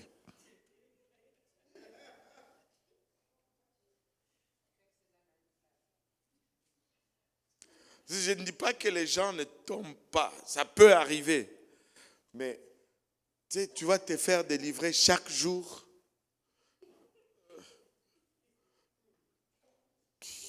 Quand même. Ça arrive, mais c'est comme... Il y a aussi des gens qui cherchent l'attention. Et quand tu discernes cela, ben voilà, ce n'est pas pour renier l'authentique, mais il y a le contrefaçon. Et elle n'est pas tombée ce jour-là. Non. Alléluia. Non, on savait. L'évidence du Saint-Esprit, ce n'est pas quand je tombe. L'évidence du Saint-Esprit, c'est quand quelqu'un parle en d'autres langues. On va faire une étude là-dessus parce qu'il y en a des gens qui vont dire, oui, mais moi quand j'ai reçu le Saint-Esprit, je n'ai pas parlé en langue, j'ai prophétisé. Non, ce n'est pas ça. À ne pas confondre avec les 9 dons qui sont énumérés dans Corinthiens, le don de langue et interprétation de langue qui doivent toujours aller ensemble. Ce n'est pas la même chose. Et ce n'est pas donné à tous. Mais quand tu reçois le Saint-Esprit, tu parles en d'autres langues comme l'Esprit te donne de t'exprimer. On va étudier cela et on va voir la différence quand on va étudier le don de l'Esprit. Amen. Maintenant, on parle en d'autres langues. Le parler en langue est authentique et réel. Alléluia. Et après cela, l'enseignement. Enseignez-leur. Parce que le salut est le produit d'une conviction. Mais la croissance est le produit d'une connaissance. Et la connaissance est transmise par l'enseignement. Mon peuple périt faute de connaissance. Avez-vous remarqué qu'ils sont déjà son peuple, mais ils sont en train de périr parce qu'ils n'ont pas de connaissance. On ne parle pas des gens qui sont perdus là. On parle des gens qui ont obéi à l'évangile et qui appartiennent à Dieu. C'est mon peuple périt par faute de connaissance. Ce n'est pas les païens qui se perdent par faute de connaissance. Mon peuple périt par faute de connaissance. Non seulement je dois expérimenter la nouvelle naissance qui vient suite à une conviction, mais je dois grandir dans le Seigneur parce que Dieu désire que je grandisse. Et ça, on parle de la maturité ou de la sanctification qu'on va commencer à étudier très très bientôt. Alléluia. Écoutez, sans la sanctification, on ne va pas y arriver. Il ne faut pas blaguer avec cela. Ne vous laissez pas induire en erreur. Tu as fait 20 ans en train de servir Dieu. Tu ne peux pas. Dieu ne va pas s'attendre de. Non, ça ne marche pas. Ça ne marche pas. Ça ne marche pas. On n'a pas les mêmes attentes pour Christelle que pour le frère Simplice, par exemple. Allô?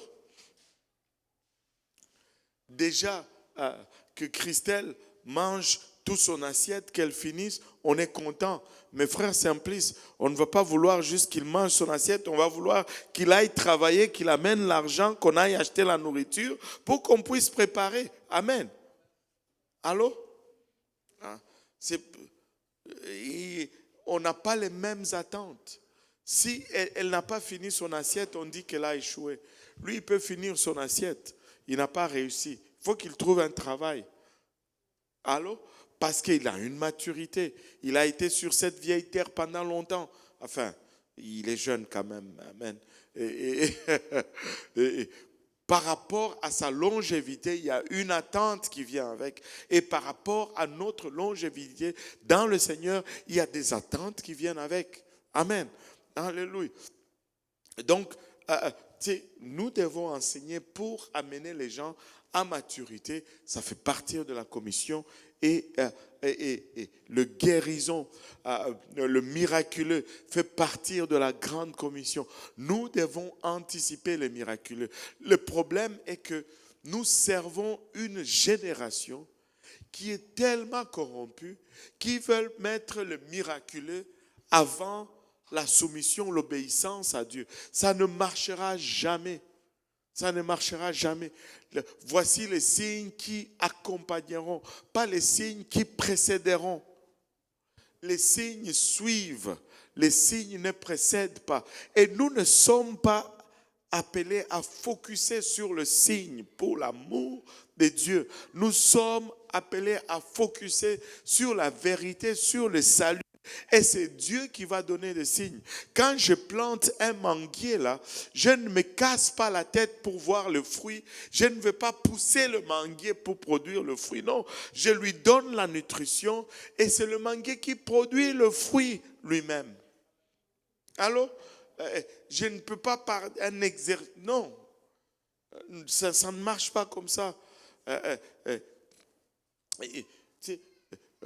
Les signes vont suivre, les signes ne vont pas accompagner.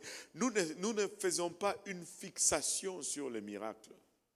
Nous faisons une fixation sur Dieu. Allô?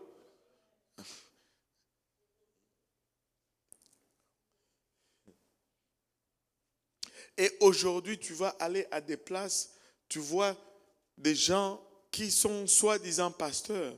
Ils n'ont jamais reçu le Saint-Esprit. Mais on va finir avec ça. Lis-moi Actes chapitre 6. On va voir les critères pour servir Dieu. Actes chapitre 6. En ce temps-là, Ah ah. le nombre des disciples augmentant, Ah ah. les hellénistes murmurèrent contre les Hébreux Les Grecs ont murmuré contre les Hébreux parce que leurs veuves étaient négligées dans la distribution qui se faisait chaque jour. Waouh! Donc, le problème dans l'église, là, c'était dès le début, là. Oh, vous donnez plus de nourriture aux Hébreux qu'aux Grecs. Continue, maman. Les 12 convoquèrent la multitude des disciples et dirent, « Il n'est pas convenable que nous laissions la parole de Dieu pour servir aux tables. Ah ah. C'est pourquoi, frères, choisissez parmi vous 7 hommes Cet homme, de qui l'on rende un bon de témoignage, qui on rend un bon témoignage, qui soit plein d'Esprit Saint qui soit rempli de l'Esprit Saint et de sagesse, et de sagesse. et que nous chargerons de cet emploi. Wow! Et nous continuerons à appliquer la prière et au ministère de la parole. Wow! À nous appliquer à la prière et au ministère. Donc, juste pour partager la nourriture, là, il fallait avoir un bon témoignage, rempli de Saint-Esprit et plein de sagesse. Juste pour distribuer la nourriture dans l'église primitive, il fallait avoir le Saint-Esprit. Et toi, tu veux rentrer dans la chorale, tu es arrivé à l'église aujourd'hui, tu veux rentrer dans la chorale demain, tu n'as même pas encore rempli du Saint-Esprit. Non. Mais non. Mais non. Si on va appliquer le standard biblique, avant de commencer à servir, le minimum, c'est d'obéir au plan du salut et d'avoir un bon témoignage. Allô? Et si ton témoignage n'est pas bon, tu devrais t'abstenir de servir. Allô? Oui? Alléluia. Et servir la nourriture, il fallait un bon témoignage. Il fallait être rempli du Saint-Esprit. Il fallait parler en langue pour servir la nourriture. Mais tu vas voir des gens qui s'appellent même bishop, prophète. Ils n'ont jamais reçu le don du Saint-Esprit avec l'évidence de parler en langue. Ça, ce n'est pas l'église que Jésus a laissée sur terre. Je suis désolé. On va y arriver selon la parole. Amen. Selon la parole. Selon la parole. Nous sommes ici pour la grande commission. Et c'est ça la grande commission. Nous devons d'abord obéir et après nous pouvons obéir. Ce que je veux dire, c'est que nous devons d'abord obéir à l'évangile nous-mêmes et après nous pouvons obéir à la responsabilité de répandre l'évangile. Je vais finir avec une anecdote. Il y avait, au tout début, là, un soi-disant pasteur qui était venu ici. Il était venu de quelque part d'un pays entre le pôle Nord et le pôle Sud. Je ne veux pas dire de quel pays là il était venu. Je ne veux même pas dire le continent. Et on était jeunes. L'église était très jeune. il est venu, oh Dieu m'a envoyé, on va travailler ensemble. J'ai dit gloire à Dieu, et on va travailler ensemble. Il y a du travail ici, viens. Et tu sais, je dis bon, ok, viens d'abord à l'église. Tu sais, même si tu viens, tu dis tu es pasteur, ben, faut pas commencer à te faire prêcher. On ne te connaît même pas. Donc, il est venu 1 semaine, 2 semaines, 3 semaines, 4 semaines. Ah, il a arrêté de venir. Il était dans un dépanneur. Je ne sais pas si c'est celui-ci ou si c'est... Et il a rencontré une des sœurs de l'église et il a commencé à parler, cette église-là, je venais, on n'a jamais voulu m'utiliser, blablabla. Et d'ailleurs, il ne prêche même pas la vérité, il prêche qu'il n'y a qu'un seul Dieu, il réunit le Père. Et c'est le monsieur du dépanneur qui lui répond, qui lui dit, mais alors toi, pourquoi tu voulais que tu utilises si tu n'étais même pas d'accord avec ce qu'ils enseignaient? Je pense qu'ils ont été sages à attendre parce que vous n'étiez même pas d'accord. Allô?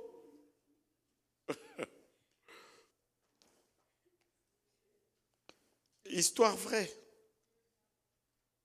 Histoire vraie ici. Donc, on doit obéir avant d'obéir. On doit d'abord obéir pour soi-même avant de commencer à obéir pour les autres, avant de commencer à envoyer les autres. Tu sais, on ne peut pas conduire les gens là où on n'a pas été nous-mêmes. Tu sais, c'est une des raisons pourquoi les anges n'ont jamais prêché l'évangile. Anyway, je ne vais pas aller plus loin, il est déjà 9h20, il est déjà 21h20, quelque chose. Est-ce qu'il y a des questions? On va conclure là aujourd'hui. Est-ce qu'il y a des questions? Le lundi prochain, ça va être chaud. Ça va être l'unicité encore. Alléluia. Oui. Une petite question.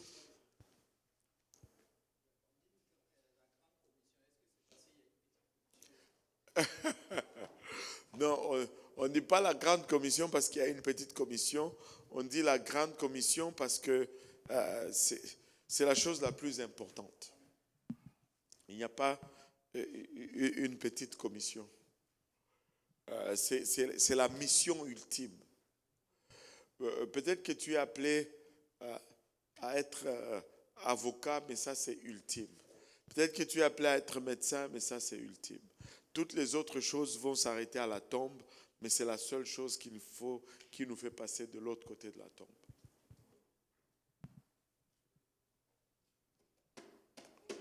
Alléluia. Question? Non, il faut la poser, parce qu'il y a d'autres qui veulent en bénéficier aussi. Shoot seulement, maman. On est en famille. Tant pis. OK. Bientôt, on va avoir une... on veut pas, mais si, mettons, la loi, c'est quelque chose. Là, Oui. C'est neuf, je crois. Oui. Bon, tu vas prêcher sur la sainteté, mais est-ce que tu vas t'empêcher de prêcher sur les choses importantes? Non. Ou tu vas fermer ta caméra? Je vais prêcher avec ma caméra. Amen. Je vais prêcher avec ma caméra et je vais dire ce que j'ai besoin de dire. Amen. Et si ça ne va pas être en ligne, c'est parce que c'est YouTube qui va mettre ça down. Parce qu'on a déjà, ils vont mettre certains de nos messages down parce que nous avons dit des choses. Mais, on n'a qu'une vie. On n'a qu'une vie à vivre. Et écoutez, ça ne va pas être plus facile. Ça ne va être que plus difficile. On a déjà été traduit en justice, on a payé les amendes durant le Covid. S'ils vont nous mettre en prison, ils vont nous mettre en prison. Moi, je pense que si les gens ils commencent à débarquer ici, Là, On va tous aller en prison. ils vont débarquer On va et être nous, on solitaires. va prêcher ce qu'on a besoin de Ça va prêcher. prendre un autobus pour nous. Nous, on va prêcher ce qu'on a besoin de Ah ouais, prêcher. ouais, ouais. On a un message et on croit dans ce qu'on enseigne. On n'enseigne pas ça contre quelqu'un, on enseigne ça pour Dieu. On est contre personne, on est plein d'amour, plein de compassion, mais on ne peut pas non plus renier certaines réalités. Tu sais, eux, ils croient ce qu'ils croient et ils n'ont pas... Personne ne les empêche de dire ce qu'ils... Ils enseignent ces choses dans nos écoles. Pourquoi est-ce que nous aussi, on doit dire ce qu'on a besoin de dire? Si on va se battre et puis on va aller... Mais on va dire ce qu'on a besoin de dire. On va déclarer ce qu'on a besoin de déclarer. On ne va pas... on ne cherche pas des problèmes, mais on ne veut pas fuir la vérité. C'est tout. Ceux qui vont rester avec nous vont rester avec nous. Ceux qui vont fuir, mais de toute façon, on n'a rien d'autre si c'est de ça. Je n'ai rien d'autre. Ma vie, c'est...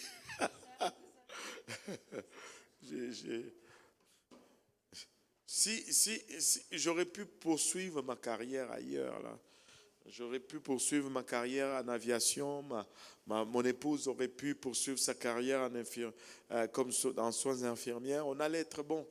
Mais on a déjà payé le prix. On ne va pas compromettre déjà les sacrifices qu'on a déjà faits. On va aller jusqu'au bout. Amen. On va aller jusqu'au bout. Alléluia. D'autres questions? Il n'y a pas d'autres questions? Et en passant, ce n'est pas seulement le gouvernement, mais quand tu prêches contre l'homosexualité, c'est toujours une bataille la nuit, là. Et il y a toujours une visitation spirituelle la nuit. Mais tu sais, quand Dieu va me dire de prêcher, je vais prêcher. Je prêche ce que Dieu me dit de prêcher. Et puis Dieu s'occupe de me protéger, c'est tout. Alléluia. Gloire au nom de Jésus. Le Seigneur est bon. Amen. Est-ce qu'on peut battre nos mains pour le Seigneur?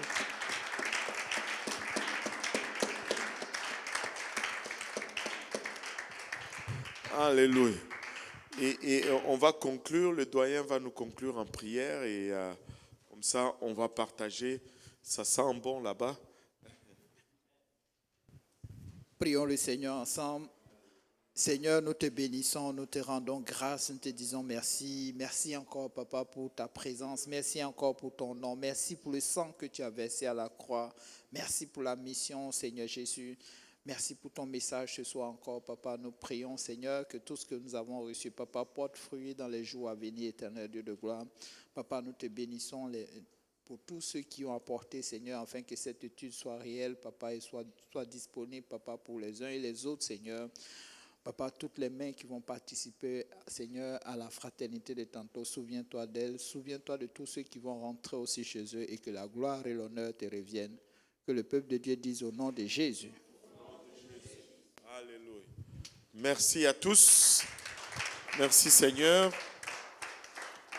Merci pour le courant. Alléluia. Que le Seigneur vous bénisse. On va à se servir pour faire honneur à nos sœurs qui se sont cassées pour produire ce repas agréable.